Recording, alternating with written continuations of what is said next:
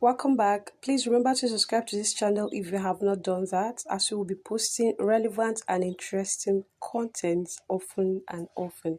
Alright, let's quickly show you how to make a simple Wordmark logo. Alright, so let's dive right in. I want to change this background. I don't really like this default background, so I'm going to click here. I click on the color dropper. I'm going to use white. I like white a lot. Okay, and then I want to delete this text so that I would have everything fresh deleted. Now I want to get a new text tool. All right, beam. Click OK. I'm going to increase the size. Okay, and then I'll use the relative positioning tool to put it in the very center. Alright, with this one here, I'll be able to put it at the same width from right to bottom, and then with this one, it will be same width from left to right. This is perfect. And then I'm going to lock it so that it doesn't get to move around anyhow as I play around my screen. I'm going to use this padlock tool to do that. So once I click on it, this element has been locked and it won't just shift anyhow. You can see it is just fixed in this place. Okay, next thing I want to add here. Okay, I'm going to, sorry, let me unlock, color it. This is the perfect font I want to use, so I'm not going to be changing the font. If I want to change the font, I'm going to click here where it is written font. All right, but I don't want to do that, so I'm going to click on style to bolden it. I want it to be bold. Yep, so this is it. I can lock it now. It is locked. Alright, next element I want to add is to put shapes. Okay, I'm going to be using this square shape. It is perfect. Let me also color it so that I'll see what I am doing. It is colored now, and then I can use this to shift it to reduce the height. Okay, to reduce the height, and then bring it down here. I'm going to use my grid tool to make sure that it is of equal width with the beam text. Okay, click here, here, shift it to the edge and make sure that it is here. And then this one, make sure that it is here. Alright, now I'm going to adjust this one. Oh shit, sorry, it was a mistake. Now when you've achieved this, you click back here. Okay, so that it is now locked and it will move around anyhow. Okay, so I'm going to adjust this to this edge,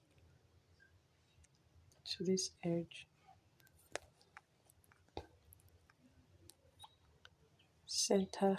Oh sorry, I'm going to use this positioning tool to lower it down. I'll reduce the pixel so that the shift won't be too rapid, and increase. Okay, to the right. Good, I think we've achieved that. I'm going to still reduce the height of this. Good, I think I love it this way. Yep, so now I'm going to copy it so that I can have 3 copies of it and still copy again.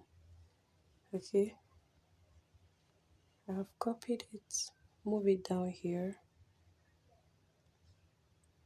Okay, I'm going to still reduce the height of this one so that it is smaller than the first one, and then I use my relative positioning tool and this positioning to go up a bit. Okay, and then I'm going to have another copy of, let me delete this one. Remember I made 3 copies of that first one. Delete it so that I'll use another copy of this. it is too tiny, so I'll be unable to click it from here. I'm going to just use my relative positioning tool to bring it somewhere to the middle, and then use this one, the positioning, to lower it down. Okay, to lower it down. Sorry. Make sure it's in the center. I want to reduce the length of this. Okay, and still bring it to the very perfect middle. And then I'm going to go up a bit with this. All right, I think we have achieved the beam logo. All right, next thing is that I'm going to merge everything in this screen, so that when I want to reduce their size, when I want to minimize or increase them, it won't be difficult. Okay, let me turn off my grid now. My beam text is locked. I'm going to unlock it, and then I'm going to use this area to select everything. Okay, and then here, look at this tool here. This is the merge tool, right? Now it says I haven't selected anything yet, so I'm going to select the first square, the second square, the third square, the beam text. Select everything and mark it merge. All right, are you sure you want to merge this selected object? Click OK. Your object has been merged. If you look here, you see that everything has become just one, so it has been merged. And then if I move around now, everything will move together. So this is it. Now, when you have achieved your logo, okay, let me reduce the size of this so that I think this is perfect. All right. Now you want to give this a transparent background.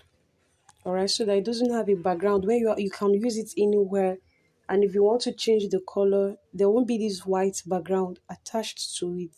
Okay, so how do I do that? I'm going to click on this place to bring me to the background. All right, this is the background colors. If you from this place, you'll be able to change background colors, right? You'll be able to, oh, this green is perfect, it's beautiful, but I don't want a background for it, you see. So I'm going to turn it off. I'm going to choose this one, transparent. I click on it, it is transparent now. Now if I upload this on Facebook, it is going to have a white background. If I upload it on WhatsApp, it is going to have a black background. Okay, the background will be decided by the platform you are using it on. That is what will determine the background it will carry. If you upload it into a graphic work, it will just take the background of the graphic work. It won't have any background at all. This is transparent background. Okay, so my job is done. Remember to center, because if it is this way and you save your work, this is how it is going to appear. You want to have it in the very middle. Okay, center middle. Okay, this is here now. My job is done. I'm going to save. Now the save icon is here. This is the save icon, right? If I click on it, I'll be able to save my work now. I've clicked on it. Now it will ask me to save image as a project or as an image. Okay, excuse me. I'll always advise save your work as a project. If you're working for a client, there are clients that are hardly satisfiable, right?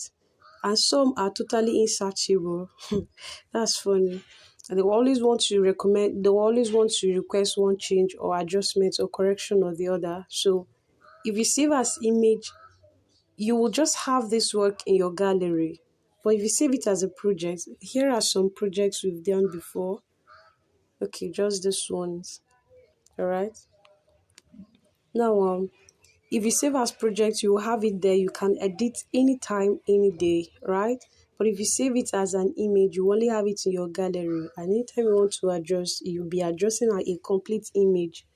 But here, as a project, it will be raw, and you can always tweak and achieve anything, anytime, right? So I'm going to save first as a project.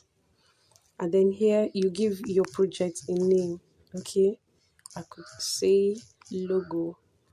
You see, I've already saved this works before now. It's already done in this system, right? It's done here before. So I have a file here that is named beam logo. Okay. Now, if you made this, if this is an adjustment and you want it to replace the old one here, you can click on beam logo and it will save. The old beam logo here will be deleted. What you now have as beam logo is the current one image now that you are saving. Is that okay?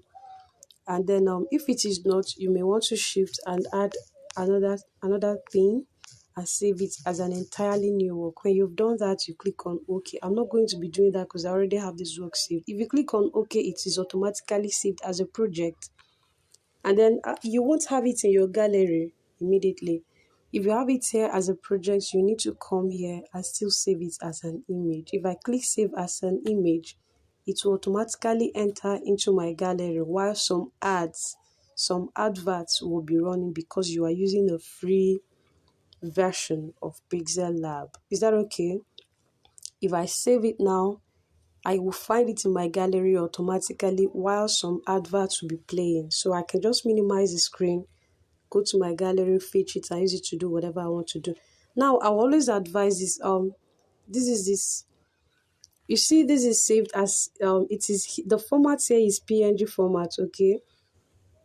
Please always save your logo as a PNG file. Don't save as JPEG. If you save as JPEG, it says no transparency. That means to carry a background. If I save this as JPEG, right? If I save this as JPEG, it will appear with this transparent background. This white, black stuffs at the background. Let's go back. This white, black stuff area here will appear with it if I save it as JPEG. Is that okay?